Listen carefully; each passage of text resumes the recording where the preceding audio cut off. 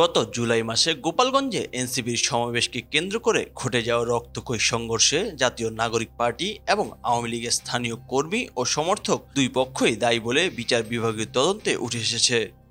সাবেক এক বিচারপতির নেতৃত্বে গঠিত ৬ সদস্যের কমিশন জানায়, উস্কানি, গুজব ও দুই পক্ষের অনড় অবস্থান সঙ্গে প্রশাসনের সিদ্ধান্তহীনতা মিলেই সংঘাতকে অবশ্যম্ভাবী করে তুলেছিল।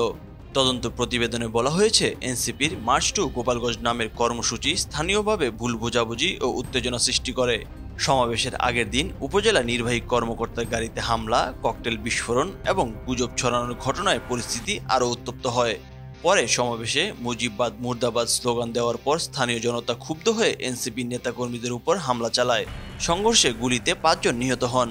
কমিশনের সদস্য ঢাকা বিশ্ববিদ্যালয়ের শান্তি ও সংঘর্ষ অধ্যয়ন বিভাগের ভারপ্রাপ্ত চেয়ারম্যান সাজ্জাদ সিদ্দিকী জানান, দলীয় লোকজনের নেতৃত্বে স্থানীয় লোকজন সমবেত হয়ে এনসিপির উপর আক্রমণ চালায়। তিনি বলেন, দুই পক্ষের ভুল ব্যাখ্যা, গুজব ও পারস্পরিক বিদ্বেষ সহিংসতাকে অনিবার্য করে তোলে।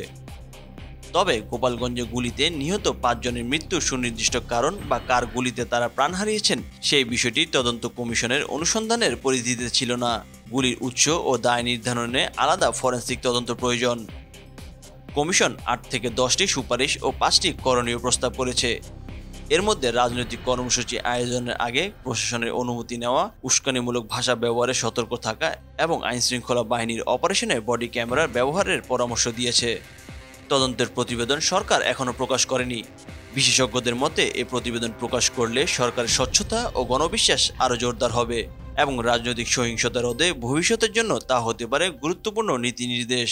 নিউজ ডেস্ক, চেষ্টা টিভি।